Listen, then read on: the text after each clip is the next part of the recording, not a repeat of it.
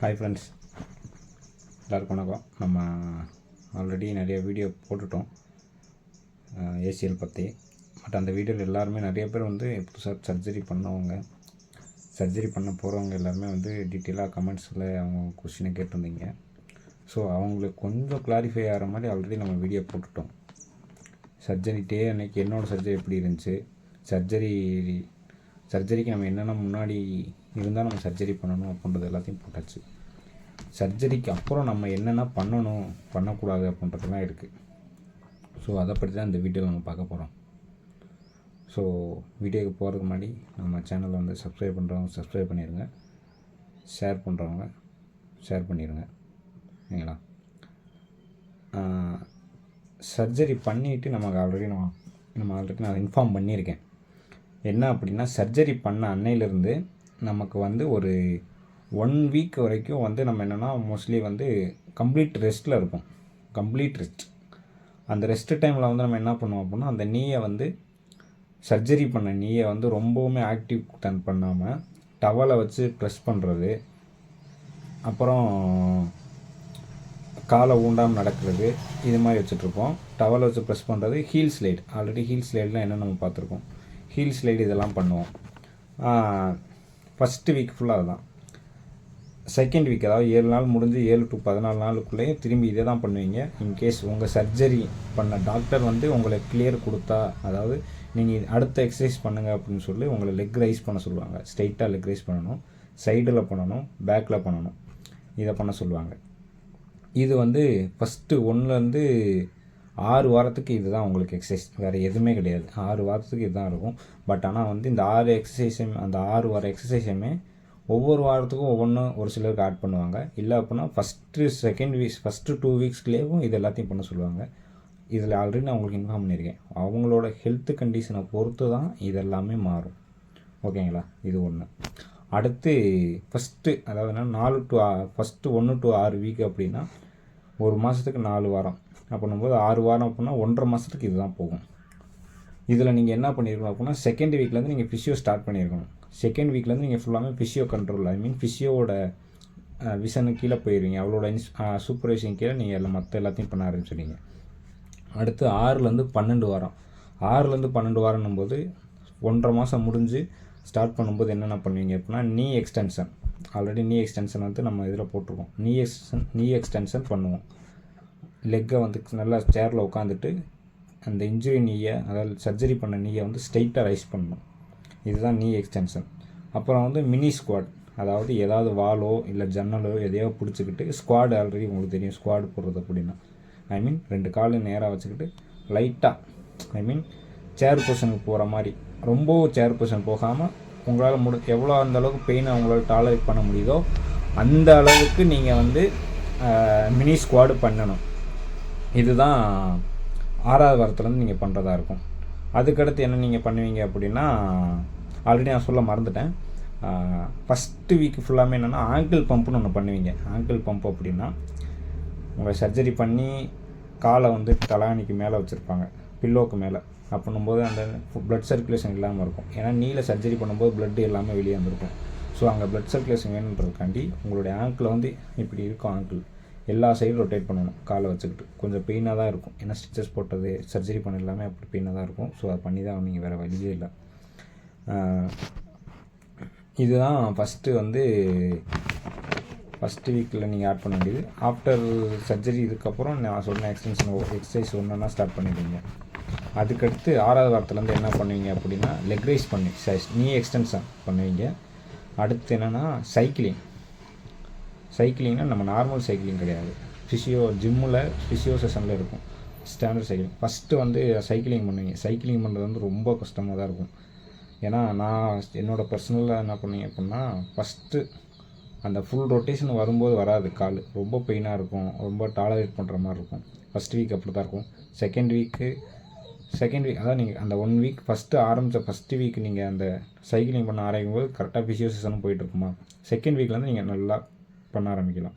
3rd வீக்கில் வந்து சூப்பராக வந்துட ஆரம்பிச்சிடும். அப்படின்னும்போது கொஞ்சம் பெயினாக இருக்கும், பட் டாலரேட் பண்ணி தான் ஆகணும். அதுக்கடுத்து ஹாம்ஸ்ட்ரிங் கார்டுன்னு சொல்லிட்டு, ஹாம்ஸ்ட்ரிங் கார்டெலாம் வேறு ஒன்றும் இல்லைங்க. குப்புறப்படுத்திக்கிட்டு காலை வந்து முதுகுக்கு கொண்டு வரணும் படுத்துக்கிட்டு. அந்த இது படுத்து கொண்டு வரும்போது வெயிட்டோடு பண்ணுவாங்க. சேம் நீ எக்ஸ்டென்ஷன் ஜிம்மில் பார்த்தீங்க அப்படின்னு வச்சுக்கோங்க, ஒரு காலை விட்டு வெயிட் எடுத்து தூக்குவீங்க. இப்படி கால் இருக்குது அப்படின்னா இந்த இடத்துல வெயிட் இருக்கும், அதை வச்சு இப்படி தூக்குவீங்க. அதே இது இப்படியே குப்புறப்படுத்துக்கிட்டு இப்படி தூக்கணும். ஸோ இதுதான் ஹாம்ஸ்ட்ரிங் கர்லு. அது 3 மாதத்துக்கு பண்ணுவீங்க. 3 மாதத்துலேருந்து அதுக்கடுத்த நாள் லெக் ப்ரெஸ்ஸு படுத்துக்கிட்டு காலில் வெயிட்டை வந்து கீழே வந்து வெயிட்டை கொண்டு போகிறது லெக் ப்ரெஸ்ஸு. ஆல்ரெடி இந்த கீழே ஃபோட்டோவில் பார்க்குறீங்க, அதுதான் லெக் ப்ரெஸ் போடுவீங்க. அதுக்கடுத்து ஸ்குவாடு, நல்லா க்ளூட் பிரிட்ஜுன்னு சொல்லிட்டு நல்லா குப்புறப்படுத்திக்கிட்டு காலை வந்து எந்த அளவுக்கு க்ளோஸராக கொண்டு வர முடியுமோ 2 நீயை பெண்ட் பண்ணி கொண்டு வந்துட்டு உங்களோட பேக் ஆஃப் தி ஷோல்டரும் கால் மட்டும் தான் தள்ளி போட்டுருக்கோம், மீதி எல்லாமே நல்லா வெயிட் பண்ணி தூக்கணும். இதுதான் நீங்கள் பண்ணுவீங்க. ஸோ அதுக்கடுத்து என்ன பண்ணுவீங்க அப்படின்னா 4th மந்த்லேருந்து கொஞ்சம் என்னென்னா கொஞ்சம் ரன்னிங்கு ஜாகிங் பண்ண ஆரம்பிக்கணும். ஸோ அதுக்கு தகுந்த மாதிரி நீங்கள் வந்து ஸ்ட்ரென்தன் பண்ணணும். ஸ்ட்ரென்தன் பண்ணணும், அதாவது சர்ஜரி பண்ண லெக்கில் சிங்கிள் லெக்கில் உங்கள் வெயிட்டை பேலன்ஸ் பண்ணணும். ஜம்ப் பண்ணணும், ப்ளயோமெட்ரிக் எக்ஸசைஸ்னு சொல்லுவாங்க. அதாவது ஜம்ப் பண்ணுறது, பாக்ஸ் மேலே ஏறின்னு ஜம்ப் பண்ணுறது, ஸ்டெப்ஸில் வந்து ஸ்டெப்ஸு ஒர்க் அவுட் பண்ணுவாங்கள்ல, கொஞ்சமாக அதெல்லாம் ஆட் பண்ணணும். ஸோ அது வந்து என்ன அப்படின்னா நீங்கள் 4th 6th மந்த்து வரைக்கும் இதை நீங்கள் பண்ணுவீங்க. 6th மந்த் வந்து கொஞ்சமாக அப்படியே மெதுவாக ஸ்போர்ட்ஸோ இல்லை நீங்கள் எதுலையோ ஹெவி ஒர்க் அவுட் பண்ணுற நம்ம எல்லாத்தையுமே 6th மந்த்ஸில் கொஞ்சமாக கிராஜுவலாக உள்ளே கொண்டு வந்துடலாம். ஸோ இதுதான் வந்து நம்ம வந்து பண்ண வேண்டியது சர்ஜரிக்கு அப்புறம். எது பண்ணக்கூடாது அப்படின்னா நீங்கள் வந்து எந்த ஒரு எக்ஸசைஸ் பண்ணும்போதும் பெயின் இருக்குங்க. பெயின் வந்து டாலரேட், அதாவது உங்களால் பொறுத்துக்கிற அளவுக்கு பெயின் இருக்கிற வரைக்கும் நீங்கள் பண்ணணும். உங்களால் ரொம்ப பொறுத்துக்க முடியல அப்படின்னா அதை அப்படியே ஸ்டாப் பண்ணிடணும். ரெஸ்ட் எடுத்துகிட்டு திரும்பி அடுத்து பண்ணணும். சொல்லிங்க வந்து நாளுக்கு நாள் வந்து குறையுதா கூடுதான்னு நீங்களே மானிட்டர் பண்ணணும். கூடுச்சுன்னா நீங்கள் கம்பல்சரி ஃபிசியோ வந்து ஒன்ஸ் கன்சல்ட் பண்ணிக்கோங்க. இல்லை குறைஞ்சி அப்படின்னா நீங்கள் வந்து நல்லபடியாக அந்த ஃபிசியோ ரீஹப் பண்ணிகிட்ருக்கீங்கன்னு அர்த்தம். இதில் வந்து ஒரு சிலருக்கு வந்து சொல்லிங்க வந்து எப்படி வந்து கூடுதா குறையுதான் கண்டுபிடிக்க முடியுமா அப்படின்னு 2.5 மாதத்துக்கு வந்து ஃபஸ்ட்டு சர்ஜரி பண்ண என்ன சொல்லிங்க வந்துச்சோ அது 2.5 மாதம் வரைக்கும் அப்படியே தான் இருக்கும். 2.5 மாதத்துக்கு மேலே தான் கொஞ்சமாக குறையும். நீங்கள் பண்ணுற ஃபிசியோ செஷனை பொறுத்து தான் சொல்லிங் கூடுதா குறையுதான்னு இருக்குது. அதுக்கடுத்து நீ எக்ஸ்டென்ஷனை வந்து கம்பல்சரி வந்து நீங்கள் ரொம்ப ஃபோக்கஸாக பண்ணணுங்க. ஏன்னா நீ எக்ஸ்டென்ஷன் தான் நீங்கள் உங்களுக்கு நார்மலாக நடக்கிறதுக்கு எல்லாத்தையுமே நீ எக்ஸ்டென்ஷன் தான் ரொம்ப முக்கியம். அந்த ஒர்க் அவுட்டை வந்து எப்போயுமே ஸ்கிப் பண்ணிடாதீங்க. டெய்லியுமே வந்து அதாவது 4th வீக்லேருந்து கம்பல்சரி நீங்கள் அதை வந்து உங்கள் ரொட்டீனாக ஆட் பண்ணிகிட்டே இருக்கணும். சும்மா இருக்கும்போது கூட சேரில் உட்காந்துக்கிட்டு மெதுவாக காலை தூக்குறது, காலை இறக்குறது, கொஞ்சம் காலை உங்களால் ஃப்ரீயாக தூக்கிட்டு வர முடியுது அப்படின்னா கொஞ்சமாக ஒரு 300 கிராம் வெயிட்டு போடுங்க. காலில் கட்டிட்டு தூக்குங்க. 400 கிராம், 500 கிராம், 1 கிலோ வரைக்கும் காலில் வெயிட் கட்டி கொடுத்து தூக்கிக்கலாம். ரொம்ப இதுக்கு வெயிட்டு போட வேண்டாம்.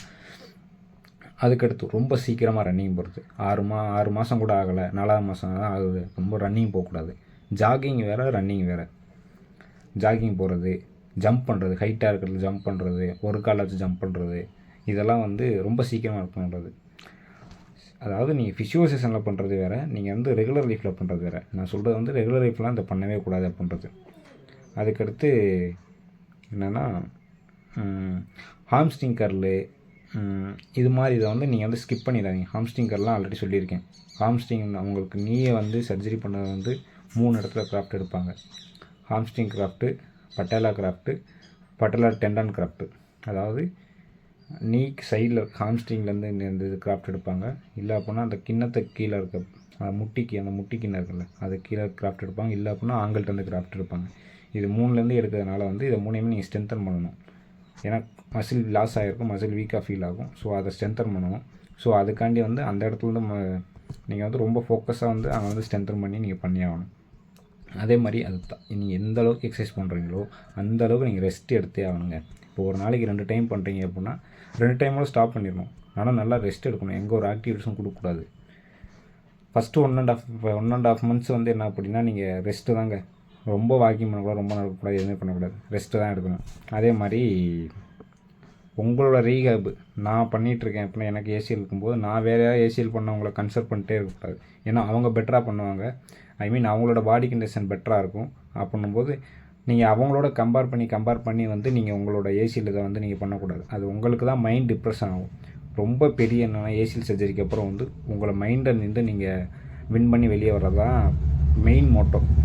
ஸோ அதனால் என்னென்னா உங்களோட ரீஹேப் ப்ராசஸ் வேறு, அவங்களோட ரீகேப் ப்ராசஸ் வேறு. ஸோ இதை மட்டும் ரொம்ப ஃபோக்கஸாக வச்சுக்கோங்க. அடுத்து ரொம்ப ஃபாஸ்ட்டாக ஸ்போர்ட்ஸுக்கு போயிட வேணாம். அது ஆல்ரெடி சொன்ன மாதிரி 6 மந்த்ஸுக்கு மேலே கிராஜுவலாக கொஞ்சம் கொஞ்சமாக வரணும். 9 to 12 மந்த்ஸுக்கு அப்புறம் தான் நீங்கள் ஃபுட்பால், ரக்பி, பேஸ்கெட் பால் இதெல்லாம் விளாடலாம். மற்ற எந்த ஒரு கேமையுமே வந்து கொஞ்சம் உங்கள் ஃபிசியோ டாக்டர்கிட்ட கன்சல்ட் பண்ணிட்டு நீங்கள் ஸ்டார்ட் பண்ணுங்கள். இதுதான் நீங்கள் ஃபிசியோ சர்ஜரி, ஐ மீன் ஏசிஎல் சர்ஜரிக்கு அப்புறம் பண்ணணும் பண்ணக்கூடாதுன்றது. ஸோ எதுவாக இருந்தாலும் நீங்கள் என்ன பண்ணுங்கள் அப்படின்னா, உங்களோட டாக்டர் ஃபிசியோ கன்சல்ட் இல்லாமல் நீங்கள் எதையுமே நீங்கள் ஓனாக பண்ண வேண்டாம்.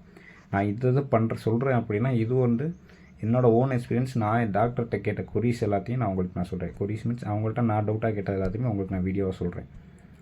ஸோ வந்து உங்களுடைய ரீஹேப் உங்களுக்கு மட்டும்தான், என்னோடய ரீஹேப் எனக்கு மட்டும்தான். என்னோடய ரீஹேப்பு உங்களுக்கும் வரும்னா 50% தான் வருமே தவிர மீதி 50% உங்களுடைய பாடி கண்டிஷனை பொறுத்து தான். ஸோ எதுவாக இருந்தாலும் ஸ்லோ அண்ட் ஸ்டெடி இந்த ரேஸ் மாதிரி காமாக எல்லாத்தையும் கவனிங்க. ஓகே பை, நெக்ஸ்ட் வீடியோவில் பார்ப்போம். பாய்.